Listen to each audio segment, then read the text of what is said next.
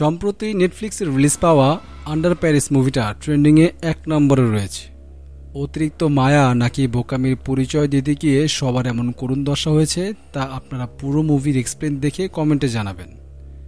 যে ভুলের কারণে একজন মেরিন রিসার্চার যেমন তার পুরো টিমকে হারায়, তেমনি একটি ভুলের জন্য এর মাসুল পুরো শহরকে দিতে হয়।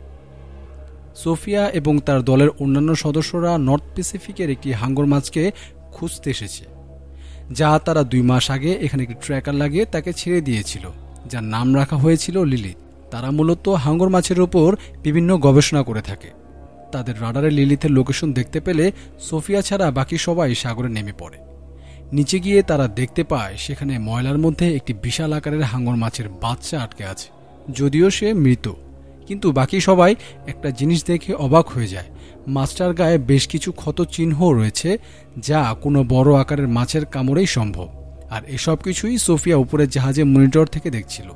হঠাৎ করে আরও অন্যান্য হাঙ্গরের পাশাপাশি তাদের ট্র্যাক করা লিলিথ চলে আসে। তবে লিলিথকে দেখে সোফিয়ার চোখ ছানাবড়া হয়ে যায়, কারণ 2 মাস আগে যে লিলিথকে তারা ছেড়েছিল সে ছিল মাত্র 2.5 মিটার, কিন্তু এখন যে লিলিথ তাদের সামনে তার আকার 7 মিটার।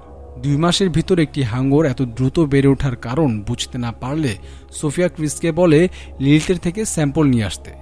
বিপদ বাধে এখানেই। ক্রিস যখনই স্যাম্পল আনার জন্য তার হাতে থাকা অস্ত্র দিয়ে আঘাত করে, লিলিথ ক্ষেপে পাল্টা তাদের উপরই আক্রমণ চালায়। ফলাফল তাদের সবাইকে সেখানে প্রাণ হারাতে হয়। উপর থেকে সোফিয়া অঘটনের কিছুটা গন্ধ পেলে সেও সাথে সাথে পানিতে ঝাঁপ দেয়, কিন্তু এতক্ষণে লিলিথ সবাইকে খেয়ে সাবার করে ফেলেছে। এরপর লিলিথ আক্রমণ চালায় সোফিয়ার উপর, টেনে নিয়ে যেতে থাকে তাকে সাগরের গভীর থেকে গভীরে। সোফিয়া কোনো রকমে তার পায়ের আটকে থাকা রশি কেটে পানির উপরে ফিরে আসে। এরপর কাহিনী দেখানো হয় 3 বছর পর।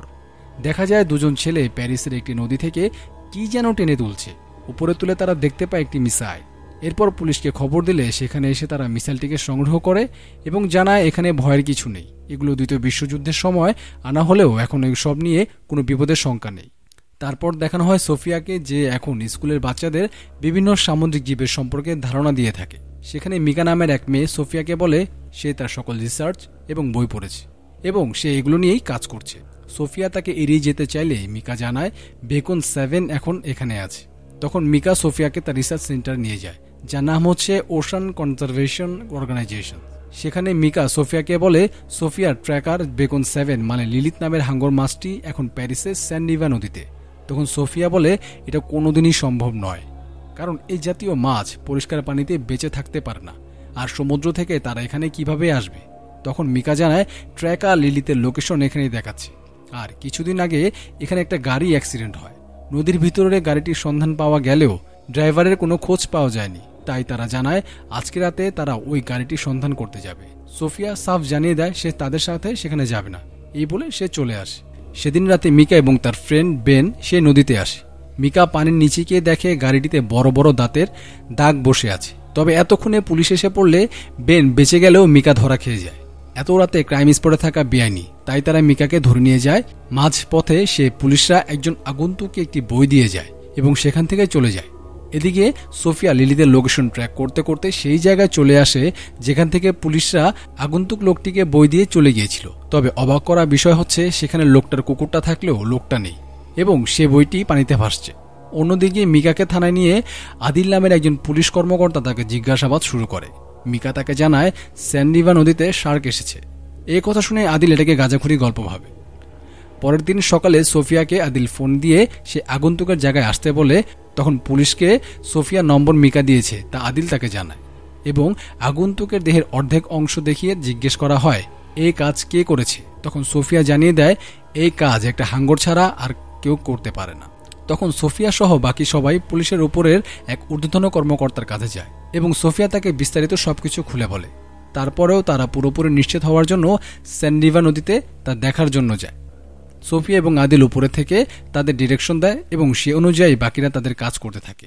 অন্যদিকে মিকা মনে করে পুলিশরা হয়তো লিলিথকে মেরে ফেলবে, সেজন্য সে বেনের সাহায্য নিয়ে লিলিথের লোকেশনটা জ্যাম করে দেয়। ফলে সোফিয়া ট্যাবের স্ক্রিন থেকে লিলিথের লোকেশনটা ডিসেবল হয়ে যায়। এদিকে নিচে যারা ছিল তারা উপরে এসে জানায় তারা নিচে কোনো হাঙর দেখতে না পেলেও তার থেকে বিশাল আকৃতির কিছু একটা সেখানে তারা দেখতে পেয়েছে। অন্যদিকে আদিল তার উপরের কর্মকর্তাকে জানায় যে এখানে একটি শার্ক আছে। এখনই যদি কিছু না করা হয় তাহলে বিপদ হতে পারে। সিনিয়র জানায় কিছুদিন পর অলিম্পিকের একটা ইভেন্ট ট্রায়াথলন এখানে অনুষ্ঠিত হবে। এই ইভেন্ট বন্ধ করা এখন কোনোভাবেই সম্ভব নয়। অন্যদিকে মিকা একটি ভিডিও রেকর্ড করে অন্যান্য মেরিন রিসার্চারের কাছে পাঠিয়ে দেয়, এই বলে একটি হাঙর স্যান্ড রিভার নদীতে ভুলবশত এসে গেছে।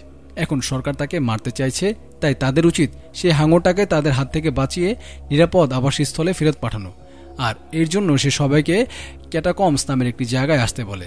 অন্যদিকে মেয়রকে ব্যাপারটি জানানো হলে সে সাফ জানিয়ে দেয় এই ইভেন্টে সে কোনোভাবেই ক্যান্সেল করতে পারবে না এবং শার্কটিকে ধরার জন্য যে কোনো পদক্ষেপ তারা নিতে পারে। সোফিয়া, আদিল এবং বাকি অন্যান্য পুলিশ সদস্যরা যখন লিলিথকে ধরার জন্য প্ল্যান করছিল তখন বেন এসে তাদেরকে মিকা সব প্ল্যান বলে দেয়। তার এই কথা শুনে আর একটু দেরি না করে ক্যাটাকম্বের উদ্দেশ্যে তারা বেরিয়ে পড়ে। সেদিকে মিয়া সবার উদ্দেশ্যে পজিটিভ ভাষণ দিতে থাকে যে এই লিলিথ খুব ফ্রেন্ডলি, যেভাবেই হোক তারা তাকে সরকার থেকে বাঁচাবে, ব্লা ব্লা ব্লা। তবে এতক্ষণে সোফিয়া, আদিল এবং বাকি সবাই এখানে এসে পড়ে। সোফিয়া মিকাকে পানিতে নামতে নিষেধ করলেও কে শুনে কার কথা। মিকা পানিতে নেমে সবার বিশ্বাস নেয় যে দেখেন লিলিথ আমাকে কিছুই করছে না। প্রথমে লিলিথ না এসে অন্য একটা শার্ক এসে মিকাকে স্পর্শ করে। সবার ভরসা জিততে পারলেও লিলিথ চোখের পলকে মিকাকে কামড়ে ধুবা করে সে বিশ্বাস ভেঙে দেয়। শুরু হয়ে যায় আতঙ্ক। সবাই যে যার মতো সেখান থেকে পালাতে থাকে। বের হওয়ার জায়গাটা বেশ শুরু হওয়ায় তাড়াহুড়া করে বের হওয়ার সময় অনেকেই আহত হয়, আবার অনেকে চলে যায় লিলিথের পেটে। এমন সময় লিলিথ তার সাথে থাকা বাচ্চা হাঙরটিকেও মেরে ফেলে। যারা বেঁচে যায় তাদেরকে নিয়ে যাওয়া হয় হাসপাতালে। অন্যদিকে নিহত হাঙরটাকে সোফিয়া ল্যাবে এনে পরীক্ষা করে জানা যায় এই মাছটির বয়স 2 মাসেরও কম এবং তার চেয়ে অবাক করা বিষয় হচ্ছে এই মাছটির পেট থেকে অসংখ্য বাচ্চা বের হয়। কিন্তু এত কম বয়সে মাছটির প্রেগনেন্ট হওয়ার কথাই না। লিলিথ কোনো বিশেষ প্রক্রিয়ার মাধ্যমে এসব ফিমেল হাঙরকে প্রেগনেন্ট করছে। ব্যাপারটি মেয়রকে তারা জানায় এবং এই ইভেন্টটা তারা ক্যান্সেল করতে বলে। তবে মেয়র তার সিদ্ধান্তে একেবারে অনড়। ইভেন্ট তো ক্যান্সেল করেই না, উল্টো ইভেন্টের সিকিউরিটির দায়িত্ব থেকে তাদেরকে সরিয়ে দেওয়া হয়। সোফিয়া, আদিল এবং বাকি সবাইও সিদ্ধান্ত নেয় তারা যেভাবেই হোক লিলিথ সহ বাকি যত হাঙর মাছ আছে সবাইকেই মারতে হবে। প্ল্যান করে নেয় তারা কিভাবে কি করবে। সবাই এবার শেষ চেষ্টা করার জন্য সেটি ক্যাটাকম্বসে যায়। সেখানে তারা বোম সেট করে সব শার্কগুলোকে মেরে ফেলবে। কিন্তু সেখানে যাওয়ার পর তারা বুঝতে পারে তারা যে ধারণা নিয়ে এখানে এসেছিল তার চেয়ে কয়েক গুণ বেশি হাঙর এখানে রয়েছে। তারা বোম সেট করে যখন সেখান থেকে আসতে থাকে তখন কয়েকটা শার্ক আক্রমণ করে। সেখান থেকে সোফিয়া এবং আদিল কোনো রকমে বেঁচে ফিরলেও বাকি সবাই চলে যায় হাঙরের পেটে। তারা যে বোমগুলো সেট করেছে সেগুলো ব্লাস্ট করে তারা পানির উপরে উঠে আসে। ভেতর থাকা শার্কগুলো মরে গেলেও বেঁচে যায় লিলিথ। অন্যদিকে অলিম্পিকের ইভেন্টও শুরু হয়ে যায়। মেয়র সহ বিভিন্ন দেশের সাংবাদিকরা তার ব্রডকাস্টিং শুরু করে। আশেপাশে নিরাপত্তা রক্ষীরাও বড় বড় স্নাইপার নিয়ে দাঁড়িয়ে আছে। লিলিথ উপরে উঠে নৌকায় এক ধাক্কা মেরে আদিলদের সবাইকে পানিতে ফেলে দেয়। তারপর সে আগে বাড়তে থাকে অলিম্পিক ইভেন্টের দিকে। শুরু হয় লিলিথের তাণ্ডব। একের পর এক মানুষ খাওয়ার নেশায় মেতে ওঠে। আশেপাশে সবাই যে যেভাবে পারে পালাতে শুরু করে। মুহূর্তের মধ্যে স্যান্ডিভা নদীর পানি লাল রঙে পরিণত হয়। কিন্তু বিপত্তি বাধে আশেপাশে স্নাইপাররা লিলিথকে গুলি করতে থাকে। তখনই দ্বিতীয় বিশ্বযুদ্ধের পানির নিচের মিসাইলগুলো ট্রিক হতে শুরু করে। শুরু হয় একের পর এক বোম ব্লাস্ট। পুরো শহর আস্তে আস্তে ধ্বংস হতে শুরু করে। সোফিয়া এবং আদিলের জ্ঞান ফিরলে তারা কোনো রকমের সাথে কিছু একটার উপর উঠে বসে এবং দেখতে পায় পুরো শহর পানিতে ভাসছে। তারা যেখানে বসেছিল সেটা ছিল একটি বাড়ির ছাদ। যতদূর দেখা যায় শুধু পানি আর পানি। তাদের আশেপাশে ঘুরে বেড়াচ্ছে অসংখ্য হাঙর মাছ, মানে লিলিথের পরিবার। আর এভাবেই অমীমাংসিত রেখে শেষ হয় আন্ডার প্যারিস। ভিডিওটি ভালো লেগে থাকে চ্যানেলটিকে লাইক, শেয়ার এবং সাবস্ক্রাইব করবেন। ধন্যবাদ। আসসালামু আলাইকুম।